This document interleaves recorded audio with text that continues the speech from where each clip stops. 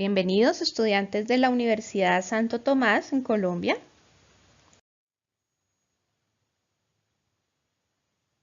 Vicerrectoría General de la Universidad Abierta y a Distancia, Maestría en Gestión de Cuencas Hidrográficas. Estamos en la asignatura de Economía Ambiental. Les habla su docente Diana Marcela Cuellar Orjuela. El contenido de la clase será el siguiente. Iniciaremos con el teorema de Coase y esa relación con las externalidades. Trabajaremos el costo de oportunidad, que nos sirve de base para los ejercicios de análisis costo-beneficio. Haremos una introducción a la valoración económica ambiental. Veremos la economía ambiental y las causas de la contaminación, para pasar al análisis de los permisos negociables y las tasas por utilización del agua. Me encontré esta imagen en Facebook y quería compartírselas, muy disidente y más en este contexto de la maestría en gestión de cuencas hidrográficas. Y vemos cómo el río busca recuperar su cauce natural y pues es la situación que hasta vivimos con la ola invernal aquí en Colombia hacia 2011. Y porque después nos preguntamos, suceden las inundaciones.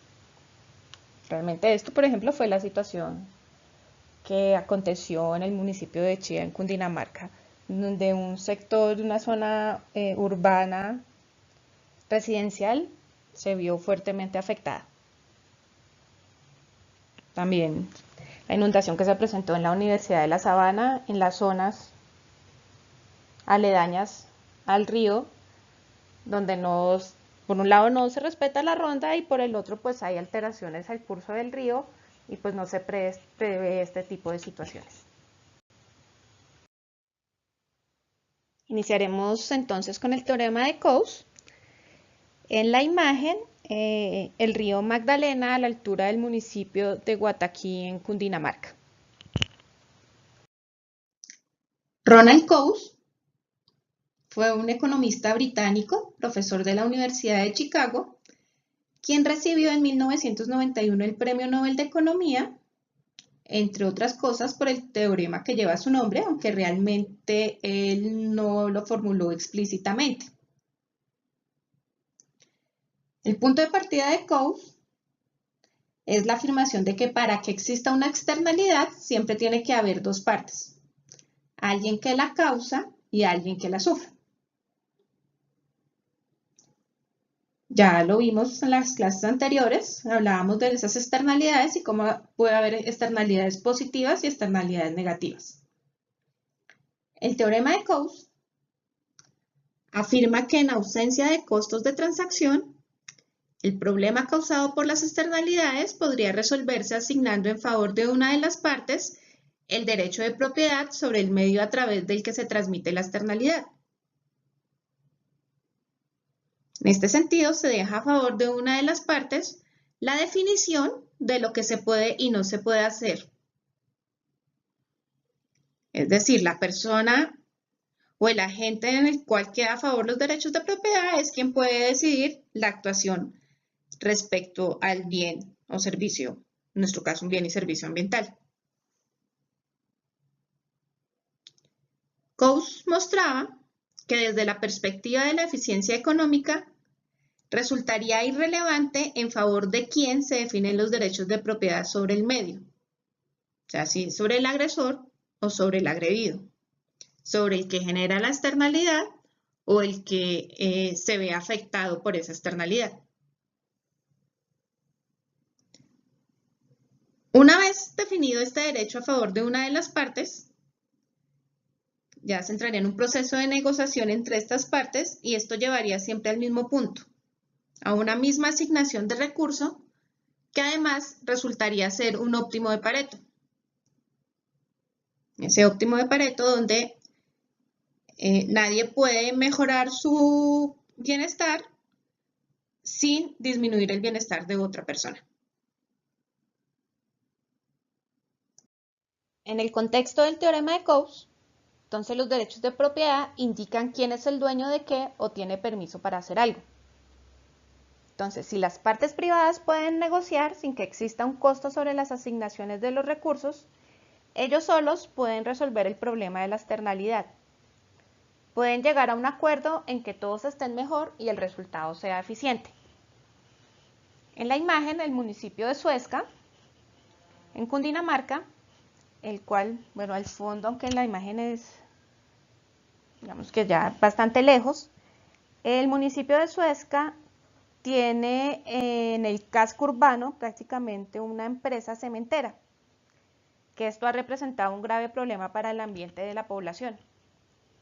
En una situación como esta del teorema de Coase, entonces si los derechos de propiedad fueran asignados a la cementera, las personas afectadas tendrían, por ejemplo, que pagarle a la cementera para que la cementera se estableciera en otro lugar y así dejara de contaminar. Si los derechos de propiedad estuvieran a favor de la población, entonces es la cementera la que estaría obligada a pagarle a la población por esta externalidad negativa que está generando de contaminación en el aire. Ante presencia de determinadas externalidades, que el mismo Coase llamaba era efectos externos, siempre será posible la consecución de una externalidad óptima. O sea, si se presenta la externalidad, no necesariamente desaparece la externalidad, sino pues es parte del proceso de negociación y en este caso de un máximo nivel de bienestar. Esto se logrará a través, como les digo, de ese proceso de negociación. Cuando la negociación entre las partes, la que afecta y la afectada, fuera posible, en este contexto bastaría con definir estos derechos de propiedad sobre los recursos ambientales en favor de alguien para que algunos problemas quedaran solucionados, problemas de tipo ambiental. En estos casos ya se encargaría su nuevo propietario o quien tiene a favor los derechos de propiedad de cobrar ese precio correspondiente al costo de oportunidad de su uso. Esta situación, que parece en favor de la privatización del medio ambiente y de los recursos naturales, en la que se dice que ni el mismo Coase estaría de acuerdo, tiene sus inconvenientes en caso de que realmente fuera institucionalmente posible de dar esos derechos de propiedad a estos agentes, a estos privados. Hay varias razones. Una muy importante es que la privatización del medio ambiente a través de estos derechos de propiedad se queden a mitad de camino, ya que el dueño no podrá explotar todos los beneficios de su recurso. Esto lo podemos ver, por ejemplo, si tenemos un árbol que está en un predio y hay un fabricante de muebles que quiere usar su madera. El fabricante de muebles tendrá que comprarle al propietario de ese árbol o la madera que produce el árbol. Pero resulta que este árbol genera externalidades positivas. Puede dar sombra, puede ser parte de un paisaje y por eso para el dueño es posible que ese árbol tenga un valor adicional al valor de la madera. Pero adicional también, ese árbol puede tener valor para otras personas. Las personas cercanas a este predio, donde ellos también, si pasean por ahí o tienen un tema de paisaje, pues disfrutan de la presencia de ese árbol. Entonces, ese valor que se perdería si desaparece el árbol y su madera es vendida al fabricante de muebles, ese valor no estaría reflejado en ese precio que el industrial pagara por la madera. Entonces, ese precio que él paga sería mucho menor y sería subestimado su valor. Es decir, no incorporaría esas externalidades positivas que le dan valor al árbol. Otro de los inconvenientes que presenta el teorema de Coase es los problemas relativos al horizonte temporal. No solo a definir esa problemática de qué le da valor al bien ambiental, sino sobre todo a la equidad intergeneracional relacionada directamente con la sostenibilidad ambiental. Bueno, sabemos que los recursos naturales, bosques, ríos, humedales, generan unos servicios para la humanidad que si se respetan sus ciclos naturales y se manejan con esos principios de sostenibilidad, podrán ser disfrutados por generaciones futuras. Aún en un caso de que se definieran unos derechos de propiedad y ese dueño privado pudiera apropiarse de todos los beneficios proporcionados por un bien ambiental, es decir, que ya entonces no existirían las externalidades, la vida de este individuo es mucho más corta que la duración o el espacio temporal de este bien ambiental y por ello este individuo que tiene los derechos de propiedad planificará su explotación financiera a modo de obtener el mayor provecho posible durante su horizonte temporal, o sea, durante su vida. Para que los intereses de las generaciones futuras con respecto a estos servicios ambientales se manifiesten en su valor presente y se generara la preservación del recurso natural, se requeriría que este recurso fuera vendido por cada generación a la siguiente por un valor que capitalizaría estas rentas futuras, cosa que no siempre es fácil de conseguir en presencia de la incertidumbre respecto al futuro. Entonces, esta sería una situación que cuestiona el teorema de Coase. Hay también un problema teórico del teorema de Coase, y este tiene que ver con la asignación de los derechos de propiedad. De acuerdo a lo planteado por Coase, la utilización final del recurso ambiental será la misma, cualquiera que sea la persona en favor de quien se reconoce el derecho de propiedad. Esto, sin embargo, no es cierto. El valor que se le otorga al recurso en función de las propiedades que tiene para su dueño depende precisamente del hecho mismo de la propiedad. Luego, la rentabilidad relativa a las distintas opciones de uso depende finalmente de quién sea el propietario, lo que obligaría no solo a privatizar el recurso, sino a discutir en favor de quién. Con el ejemplo que veíamos anteriormente de la cementera, seguramente la disponibilidad a pagar de la comunidad del municipio para que la cementera se moviese podría ser menor o mayor o diferente a la disponibilidad o a lo que podría la empresa pagar en compensación por la contaminación que está generando y por la pérdida de bienestar que da en la comunidad. Entonces, dependiendo de quién tiene los derechos de propiedad, también hay un tema relacionado directamente con el ingreso y con la disponibilidad a pagar o a compensar de cada una de las partes. Puede que para la cementera realmente trasladarse de sitio implique unos costos bastante altos que la comunidad no podría solventar y tal vez la negociación con la comunidad, o tal vez por algo se está dando esta situación, de pronto el poder de negociación de la comunidad no es tan alto. Entonces ahí vemos esos contrastes y cómo la valoración que le da la comunidad al recurso aire puede ser diferente a la valoración que le da la cementera a este mismo bien ambiental.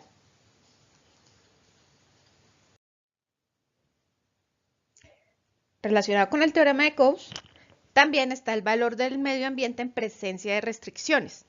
Y es que cualquier acción humana que viole un equilibrio ecológico que está previamente definido como esencial, tendría un costo económico infinito, ya que ese infinito es el valor de la función de la biosfera para la especie humana que queda degradada. Si es un sustento de vida y ya no hay cómo sustituirlo, su valor es infinito. Sin embargo, no porque esté mal, pero hay que argumentarlo de una manera más completa y sucede algo que es importante traer aquí a colación. En una situación donde las emisiones a la atmósfera, cuya capacidad de absorción está ya saturado, el valor de la pérdida de la calidad ambiental, por ejemplo en el caso de la cementera, si no existiera antes, y si con la construcción de esta cementera realmente ya hay tal grado de saturación que se perdería cualquier equilibrio ecológico de la zona.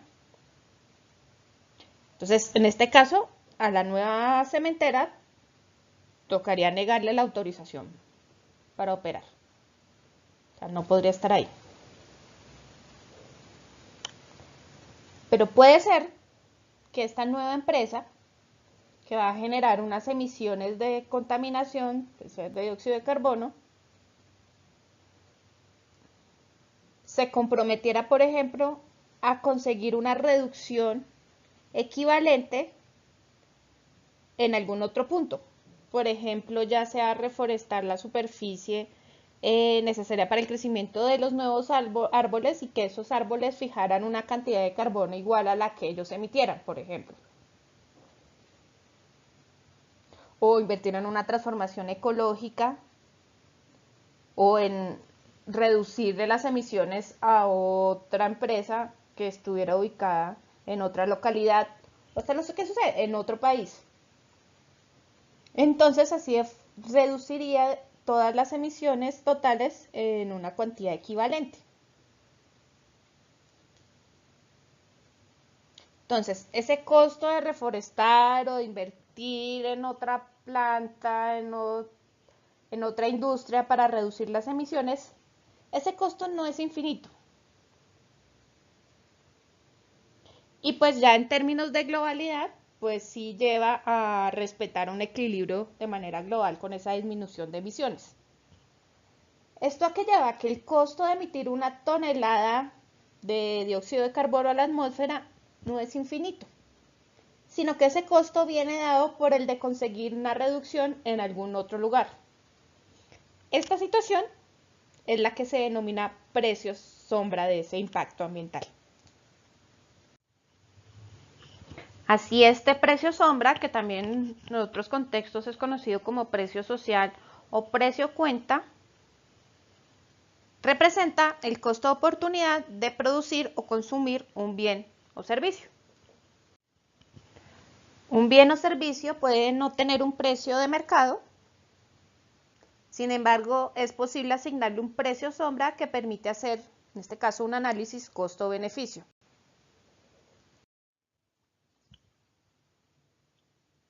Ahora vamos a tratar el tema de la tasa de descuento y el valor en el futuro. En la imagen vemos el río Sumapaz, que bordea la zona urbana del municipio de Cabrera, en Cundinamarca. El río Sumapaz nace en el páramo de Sumapaz, por eso su nombre, y es uno de los principales afluentes del río Magdalena. En esta sección del valor en el futuro, es importante destacar esa tendencia de la racionalidad económica de las personas de descontar el futuro y preferir el presente.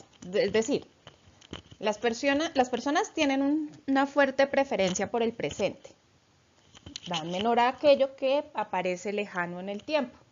O sea, prefieren un consumo o tener las cosas actualmente que a futuro. Por ello, exigen un premio para renunciar a algo hoy a cambio de eso mismo algo mañana. Por eso se dice que su abstinencia del consumo hoy, es decir, ese ahorro, habrá de ser remunerado con algo que denominan un tipo de interés positivo. O sea, tener ese premio por esa renuncia del presente y llevarlo a consumir a futuro. Este tema del valor en el futuro, ya en términos ambientales, nos lleva a pensar varias cosas. Si que las personas descuenten el futuro, no quiere decir que necesariamente la sociedad también debiera hacerlo.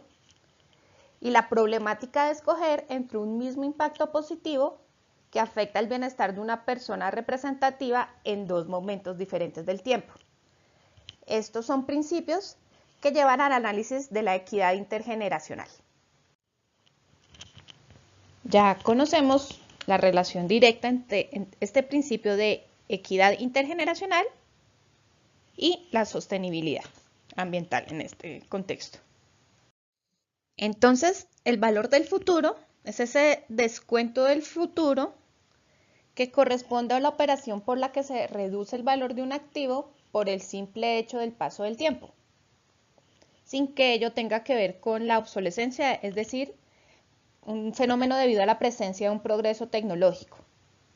Es más esa relación que hablamos en otro contexto de depreciación. La velocidad a la que se va depreciando el recurso en cuestión es lo que recoge precisamente ese llamado factor de descuento, o es decir, ese factor que depende a su vez de una tasa de descuento, que comúnmente se denomina R, o que en otros contextos es esa tasa de interés. Cuanto mayor sea esta tasa de descuento, menor será el valor hoy, es decir, el valor presente de aquello que ocurra mañana. Se parte de la base de que el problema se plantea en términos reales. ¿Esto qué quiere decir? Que es una vez descontada la inflación. Se conoce como hablar de precios constantes y no corrientes. Esto quiere decir que las unidades monetarias tienen un poder adquisitivo constante. Es decir, que puedes comprar lo mismo hoy que dentro de 10 años con la misma cantidad de dinero o de unidades monetarias. La pregunta en este sentido es ¿cuándo prefiere usted consumir un bien? ¿Hoy o en un futuro? Lo normal es que entonces las personas informen que cualquiera que sea la oferta, esta la prefieren hoy. O en otras palabras, que se penaliza el futuro, lo descuentan. Desde una perspectiva individual, podemos encontrar varios motivos o argumentos para ese descuento del futuro.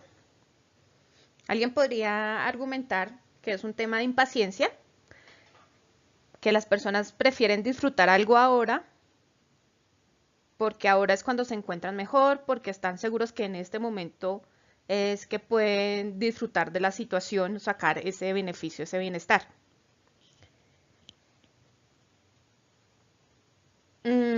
Otro argumento puede ser el hecho de que las personas pues, somos mortales y que en efecto una persona prefiere disfrutar ahora la experiencia o una situación o tener ese bienestar por ese consumo porque no sabe si en el futuro, en 10 años, todavía estará ahí para hacerlo, todavía contará con la salud o con el interés en esa situación.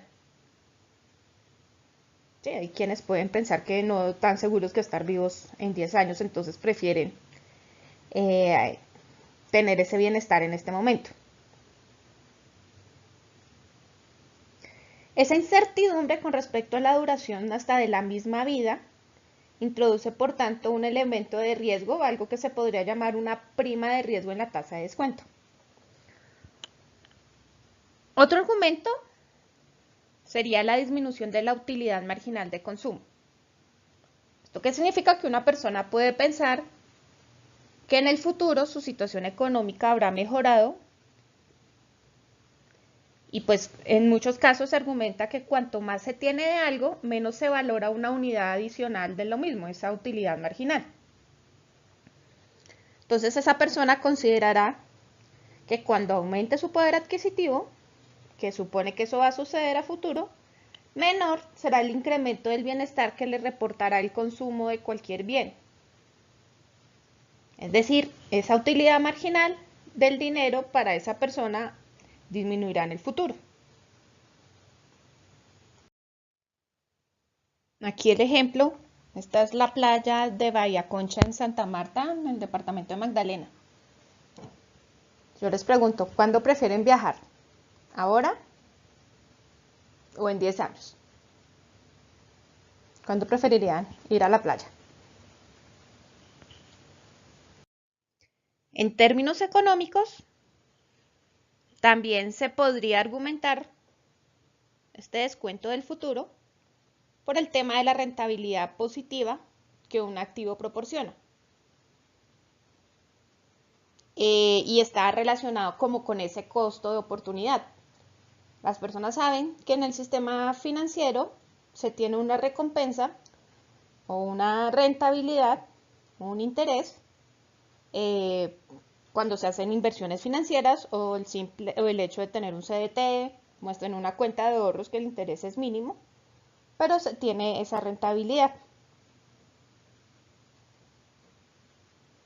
Y esto es clave para entender el fenómeno del descuento, ya que permite,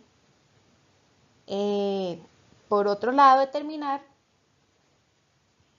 cómo se llega a los precios de equilibrio, teniendo en cuenta ese precio de futuro, es decir, esa tasa de descuento de equilibrio. Y pues sería un argumento que utilizaremos también para el ejercicio que vamos a realizar en conjunto con las otras dos asignaturas en la estrategia conjunta para llegar a ese análisis de costo-beneficio. Iniciemos ahora con una introducción a la valoración económica ambiental. La imagen de fondo es la reserva Marachá, que realmente queda en Perú. Tomas una lancha desde Leticia, como a media hora, navegando por el río está la reserva. Y como una zona de reserva natural, tiene su encanto, no solo el río, la selva, la fauna, el paisaje, donde tú realmente descansas. Te digo, es un sitio que espero algún día volver, fue muy lindo, sino donde tú haces una inversión, el transporte, la alimentación, el alojamiento, pero una vez estás allá, realmente tú dices, esta inversión vale la pena. Adicional, pues hay una tarifa también de entrada a esta reserva.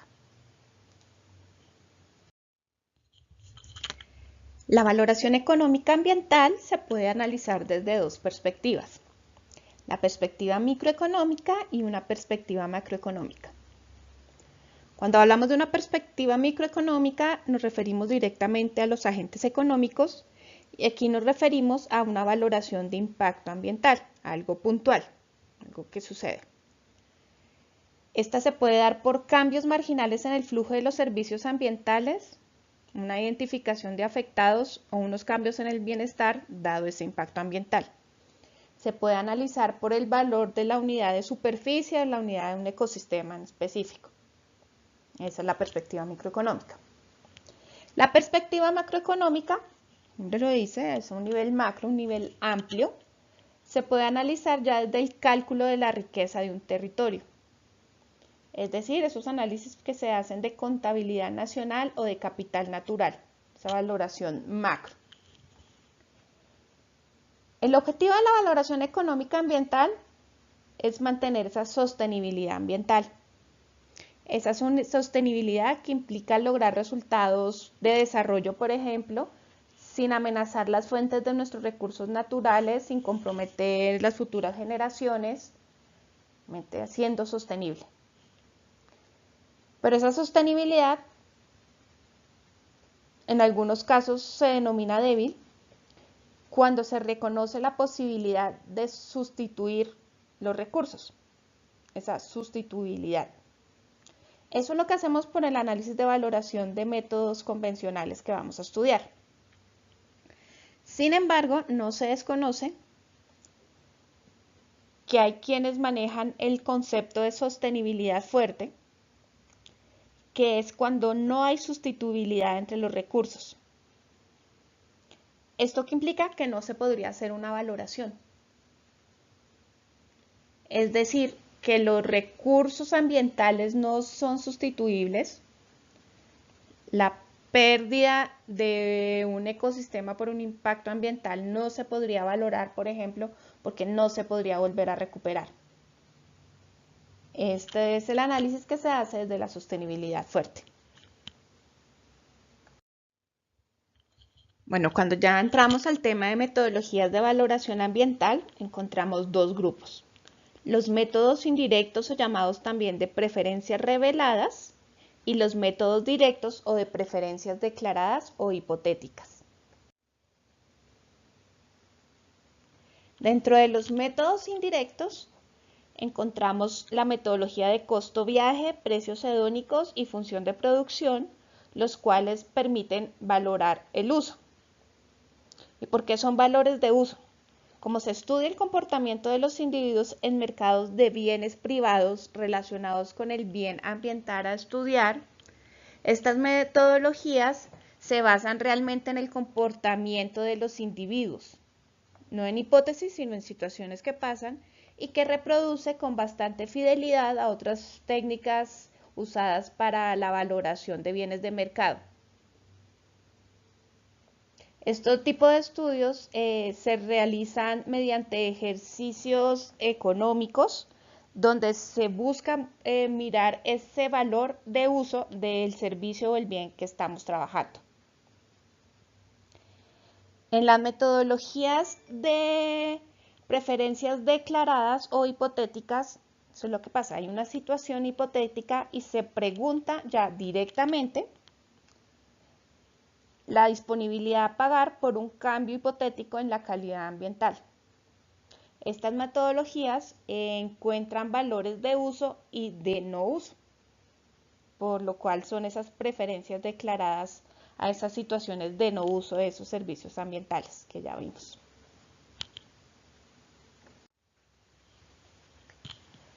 La metodología de costo-viaje, por ejemplo, nos permite indagar cuánto se gasta la gente para acceder a un servicio recreacional de un parque nacional natural, por ejemplo. De esta forma se valoran los servicios recreativos de ese espacio natural. Asumimos que al darle un valor a ese servicio, esa disponibilidad a pagar justifica o supera los gastos que asumimos por acceder a ese parque natural. En este caso, ese valor de uso de la recreación. La metodología de precios hedónicos nos permite ver cómo cambia el valor de una propiedad cuando cambia un atributo ambiental. Es así como el cambio en el valor es una estimación de ese valor del atributo ambiental.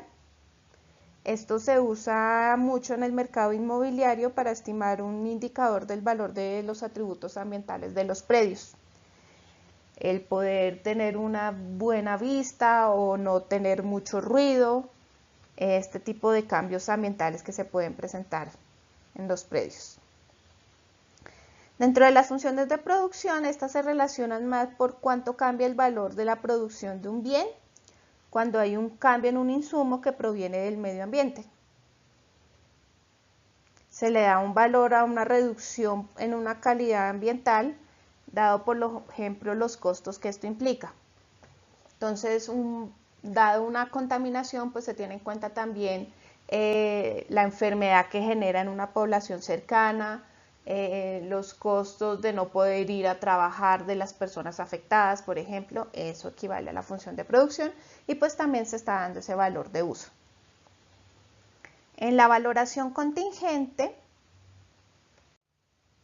en esta metodología, se pregunta directamente por medio de encuestas esa disponibilidad a pagar por mantener un estado ambiental o por una mejora ambiental, o cuánto es esa disponibilidad a aceptar un cambio o un impacto ambiental.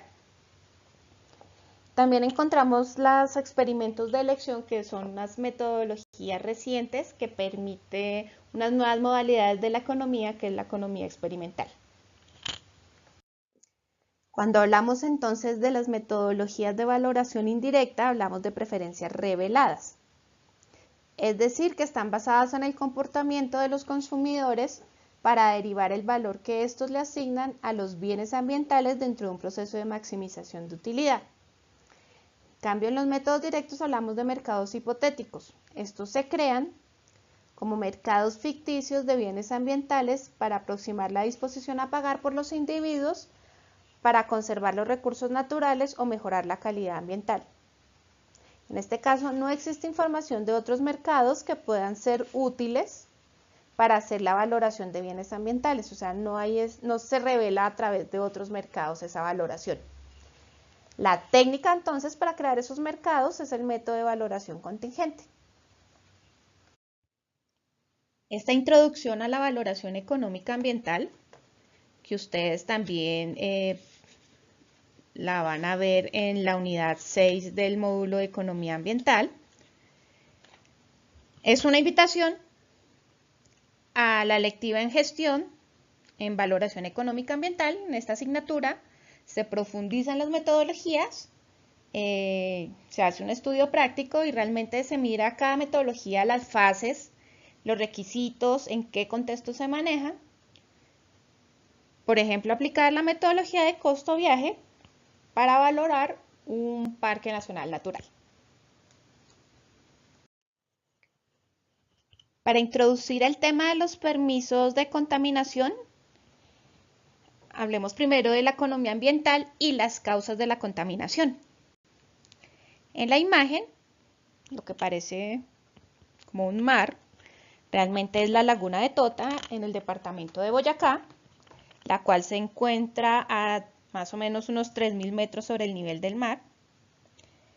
Esta laguna corresponde a la jurisdicción de los municipios de Cuitiba, Tota y Aquitania y está más o menos a 200 kilómetros de Bogotá. Esta zona y el área de la laguna tiene una particularidad grande y es que esos suelos de la cuenca hidrográfica de la laguna de Tota son de los más productivos y con mayor capacidad agrícola de Colombia. Es por esto que esta región se reconoce por ser la mayor productora de cebolla del país. Esta laguna tiene además una problemática fuerte, dado que se dice que es el lago más contaminado del mundo. He encontrado eso en algunas noticias. No solo pues que les cuento la producción de cebolla, pues que en muchos casos casi le ha robado territorio a la laguna, está sobre la laguna prácticamente en muchos casos esa producción. Y pues también hay un consumo de agua por parte de la acería Paz del Río en esta zona.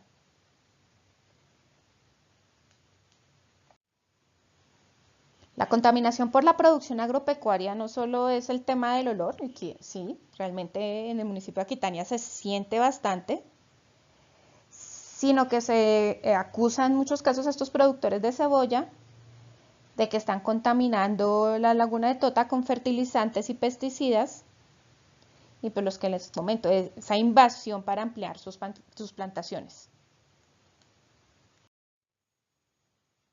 Recordemos que respecto a la economía ambiental y las causas de la contaminación, la economía ambiental atribuye el exceso de contaminación a las fallas de mercado. Esto se debe a que el mercado no incorpora en los costos de productores o consumidores el daño de la actividad económica sobre el medio natural, de esa externalidad, así que estos daños no inciden en las decisiones económicas de productores y consumidores, generando la degradación de la calidad ambiental. Es por esto que, dada la situación, se requeriría de la participación del gobierno para regular el uso del medio ambiente como receptor de desechos e inducir al contaminador a tomar acciones socialmente convenientes. El criterio económico para fijar el nivel de contaminación óptimo es la minimización de todos los costos sociales derivados de la actividad contaminadora. Es decir, buscar minimizar esas externalidades generadas. Estos costos comprenden tanto el daño generado por la contaminación como los costos totales en los que se incurra al reducirla. A partir de ese criterio se deduce que la contaminación óptima corresponde a aquella en la cual los costos marginales de la reducción son iguales a los daños marginales causados por los niveles de contaminación. En la clase anterior veíamos cómo el enfoque del impuesto piguviano para el control de la contaminación consistía en la implementación de un impuesto sobre la actividad contaminadora igual al daño marginal social. Ese impuesto elevaba el costo del uso del medio ambiente como sumidero y entonces da al contaminador la flexibilidad de encontrar la estrategia de menor costo para el control de la contaminación. En la práctica, la aplicación de ese impuesto piguviano puede ser poco factible debido a las limitaciones al tratar de identificar e implementar este punto de contaminación óptima.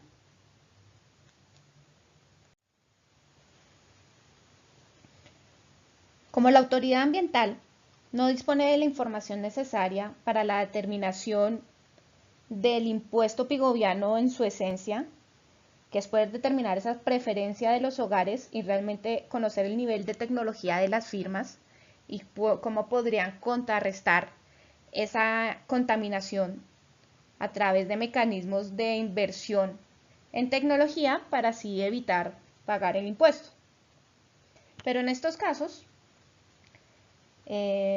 Baumol y Oates en 1971 recomiendan a las autoridades ambientales fijar un nivel de contaminación socialmente deseable y ese nivel de contaminación implementar un estándar ambiental a un mínimo costo mediante la aplicación de un impuesto que ya es un impuesto uniforme dado por un precio por unidad de emisión fijada, y dicho impuesto conduce a algo que se llama economía equimarginalidad de los costos de reducción de todas las fuentes contaminadoras. Esa equimarginalidad, o sea, esa unidad en el costo marginal, que tendría que pues sería el mismo, garantizaría la reducción de la contaminación a ese mínimo costo. El mecanismo de Baumol-Oates funciona de la siguiente forma. La agencia reguladora fija un precio por unidad de emisión y una meta de contaminación socialmente deseable. Esto como aproximación del óptimo social. En este caso, las firmas deciden cuál es su nivel de contaminación. Si la contaminación agregada es superior a la meta, el impuesto unitario es ajustado hasta cuando se alcanza un nivel de impuesto para el cual se cumpla esa meta de contaminación. Ahora daremos paso al tema de permisos negociables. En la imagen, el embalse de La Copa en el municipio de Tuta, en Boyacá. Este embalse forma parte del sistema hídrico del distrito de riego y drenaje de gran escala de Alto Chicamocha y Firavitoa, el cual en la primera clase les comentaba que tuve oportunidad de conocer, y que es el distrito encargado de suministrar el agua a la producción agrícola de esta zona de Colombia. Ya el distrito como tal está ubicado pues en la cuenca alta del río Chicamocha, en jurisdicción de los municipios de Paipa, Duitama, Tibasosa, Nopsa, Sogamoso, Santa Rosa de Viterbo y Firavitoa. La idea de los permisos de contaminación transferibles fue introducidos por Dales en 1968. El propósito es crear mercados para un mal, como la contaminación, y así alcanzar objetivos ambientales bajo un sistema que asegure al mismo tiempo la eficiencia económica. Este sistema de permisos de contaminación transferibles consiste en establecer la máxima cantidad del recurso que puede ser utilizado por el conjunto de agentes contaminadores de conformidad con cierta meta de calidad ambiental definida en términos de un nivel aceptado de emisiones. Estos niveles de la calidad ambiental se expresan en permisos de contaminación y luego son distribuidos entre los agentes del mercado a manera de cuotas que constituirán derechos de uso sobre el recurso o servicio. Aquí algo interesante de estos mercados de permisos de contaminación transferible es que la distribución inicial de los permisos entre las empresas contaminadoras no importa desde el punto de vista de la eficiencia económica. Inicialmente esos permisos de adjudicación dados por la autoridad ambiental mediante algún procedimiento de distribución equitativo o gratuito o pueden ser también ofrecidos en subasta pública. Una vez obtenidos los permisos, las firmas involucradas podrán negociarlos entre ellas, ya sea comprándolos o vendiéndolos. ¿Esto qué significa? Pues que la asignación de los permisos se hace de acuerdo con el registro histórico de la contaminación de las empresas.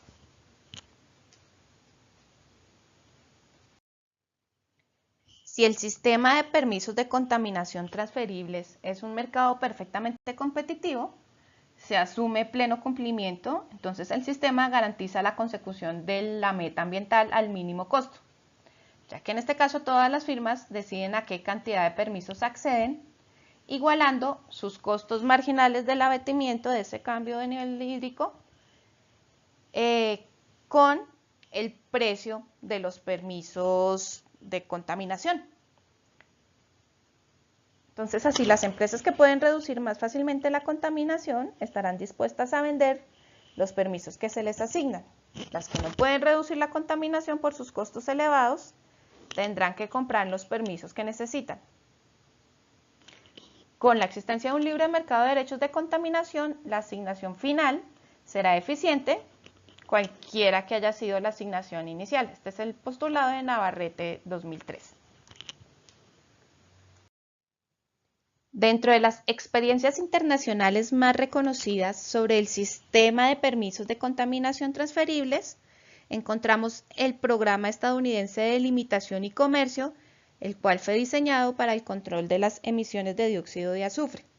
También está el Mercado Europeo de Transacciones de Emisiones, que fue creado para ayudar a cumplir a los países de la Unión Europea sus compromisos del Protocolo de Kioto sobre la reducción de gases de efecto invernadero. Respecto al Programa Estadounidense de Limitación y Comercio, un autor, Ederman, menciona que esta experiencia exitosa ha demostrado que los sistemas de incentivos basados en el mercado pueden reducir las emisiones con la misma eficacia que las medidas convencionales de comando y control y con un costo considerablemente menor. Si se desea revisar las experiencias internacionales en la implementación de derechos transables de contaminación hídrica, les recomiendo este documento de Kramer Campa Interviews de 2004, en el cual se hace una diferenciación por tipos de contaminantes y por parámetros. Entonces, pues aquí encuentran varias experiencias. Para la implementación también se necesita un sistema de monitoreo bien diseñado para vigilar tanto la transacción de la contaminación hídrica como el cumplimiento de los permisos de contaminación. Si hay una autoridad ambiental ineficiente con baja capacidad de fiscalización y monitoreo, esto limitaría el desarrollo y el buen funcionamiento del sistema. Entre las ventajas de pasar del tradicional sistema de permisos no mercadeables a un sistema de permisos mercadeables, se hicieron algunos pilotos, esos están en este documento de Tao Chou Baron, y en él ellos concluyen que para el sistema de permisos mercadeables sea ineficiente se necesita un sistema de información computarizado con la información sobre todos los participantes y sobre la calidad del agua. Recomiendan también seleccionar un mecanismo de distribución inicial de los permisos porque el ahorro en los costos de reducción de la contaminación con este sistema es muy sensible a la asignación inicial. Entonces, tomar en cuenta esta asignación. Algunas de estas iniciativas están también relacionadas con la Red+, que es la reducción de emisiones de gases de efecto invernadero causadas por la deforestación y degradación de los bosques, la conservación y el incremento de las capturas de CO2.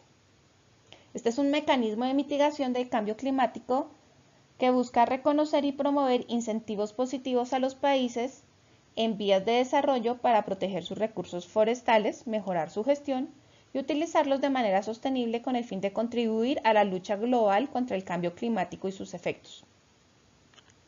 En la actualidad, este mecanismo de Red+ incluye 5 actividades: la reducción de la deforestación, la reducción de la degradación, la conservación, el manejo sostenible de los bosques y el aumento de los stocks forestales de carbono.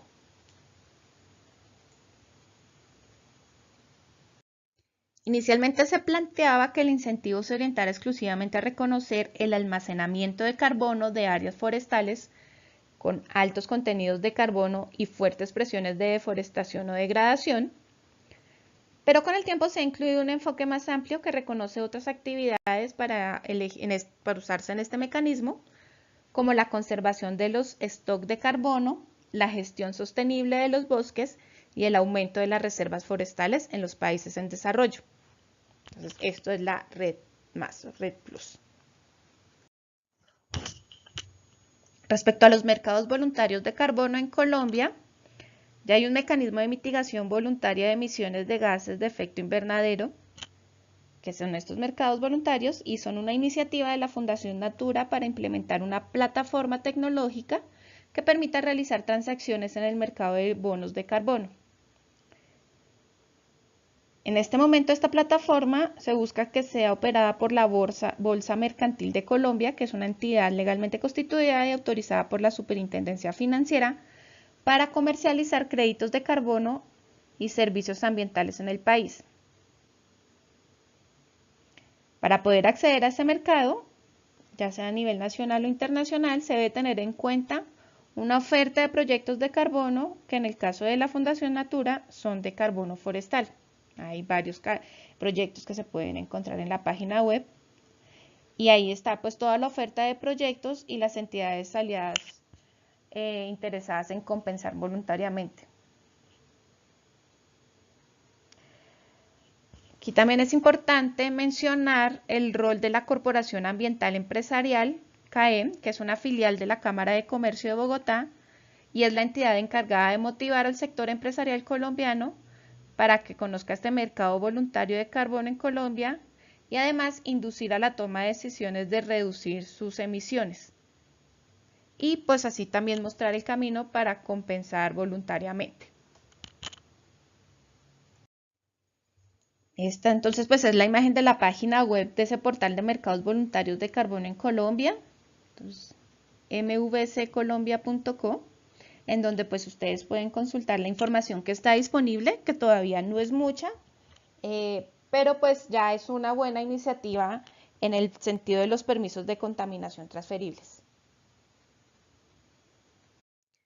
Los invito también a explorar esta página finanzascarbono.org, que es la plataforma sobre financiamiento climático para Latinoamérica y el Caribe.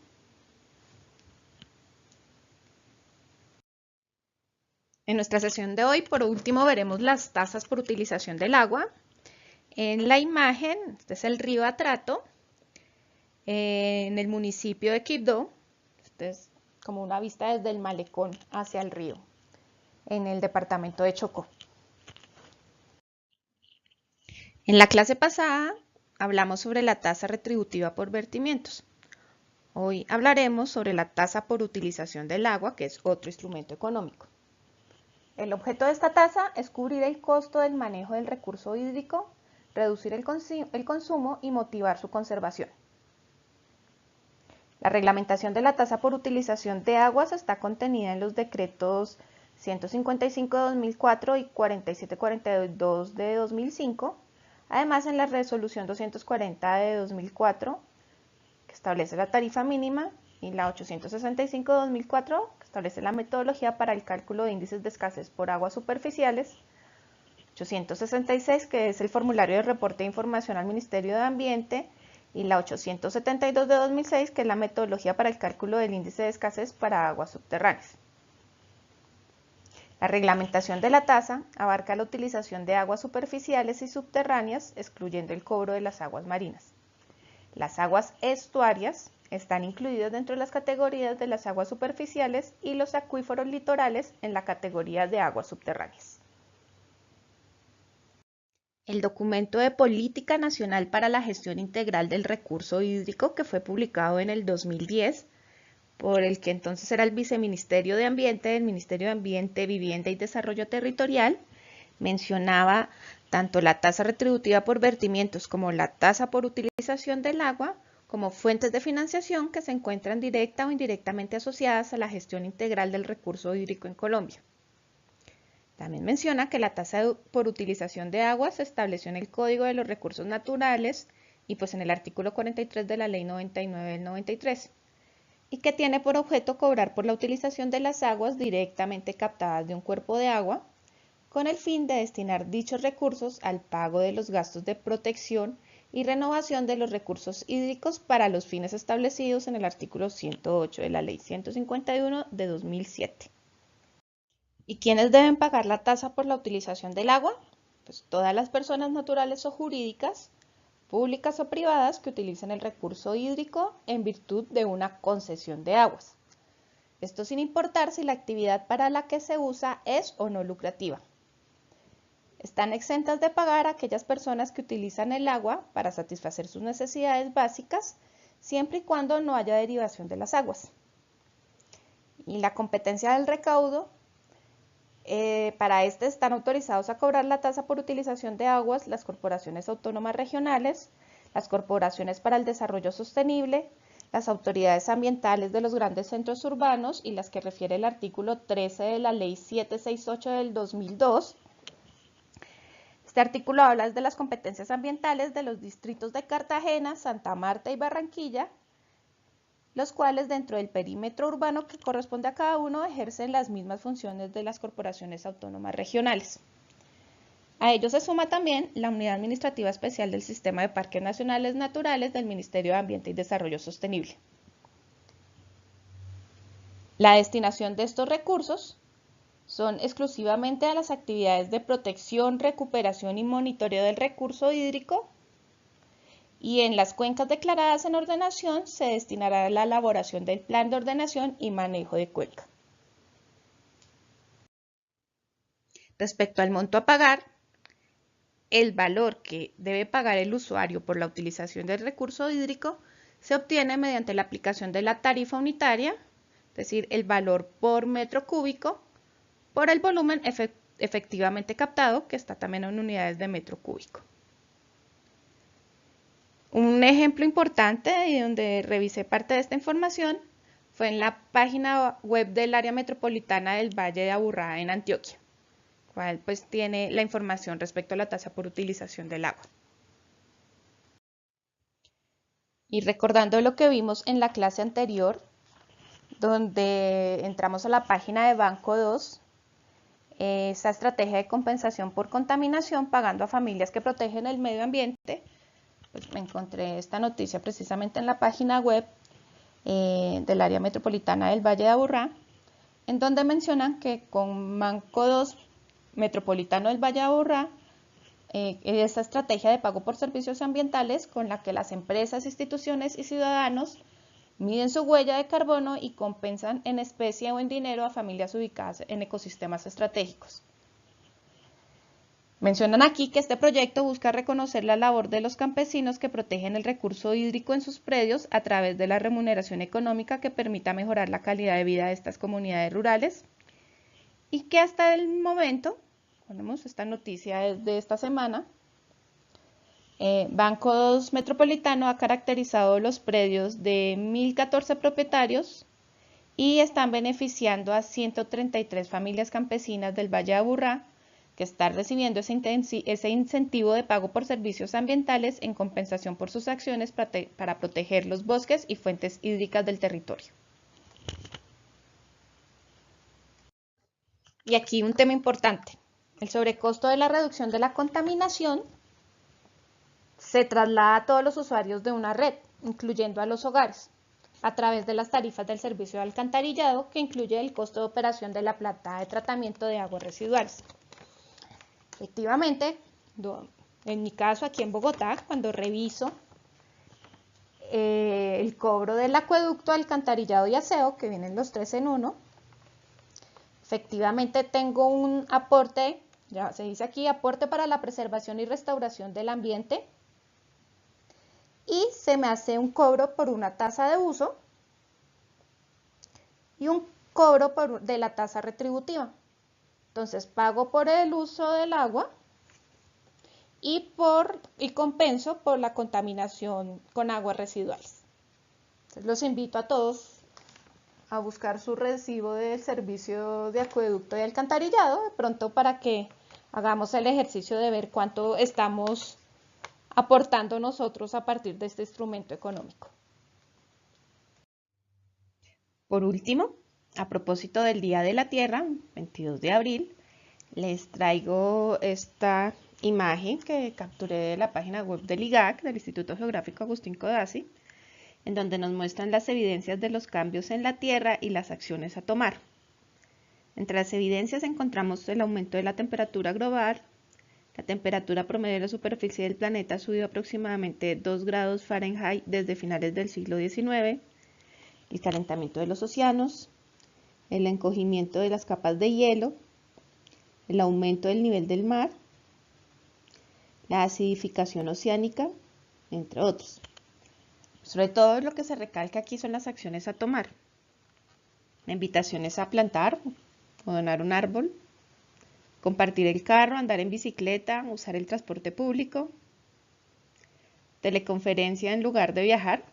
Ustedes lo están utilizando a través de esta maestría con esa modalidad a distancia. Dejar de usar plásticos desechables, especialmente aquellos de un solo uso como botellas, bolsas y pitillos. Reciclar y o reutilizar el papel, plástico y vidrio. Leer los documentos en línea en lugar de imprimirlos. Configurar las impresoras para imprimir a 2 caras.